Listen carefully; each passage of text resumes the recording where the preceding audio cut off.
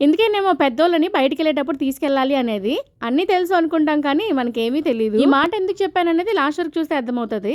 నేనైతే చాలా సార్లు శిల్పారామం వచ్చా కానీ ఈ సెక్షన్‌కి అయితే రాలేదు. ఎందుకంటే వీళ్ళు పేల్చే ప్రైజ్ బాంబులు చూసి భయపడిపోయి, వీళ్ళు చెప్పే ప్రైజెస్ అంత దారుణంగా ఉంటాయి కాబట్టి బార్గెయిన్ చేద్దామా అంటే వాళ్ళ లాంగ్వేజ్ మనకు అర్థం కాదు, మన లాంగ్వేజ్ వాళ్ళకి అర్థం కాదు. అందుకనే నేను అటుపక్క పోను. ఈసారి మా అత్త వాళ్ళతో వచ్చి ఈ సెక్షన్‌లోకి వెళ్ళాల్సి వచ్చిందనమాట. అయితే మా అత్తకి ఈ ట్రే నచ్చింది. దాంతోపాటు ఒక జ్యువెలరీ బాక్స్ నచ్చిందనమాట.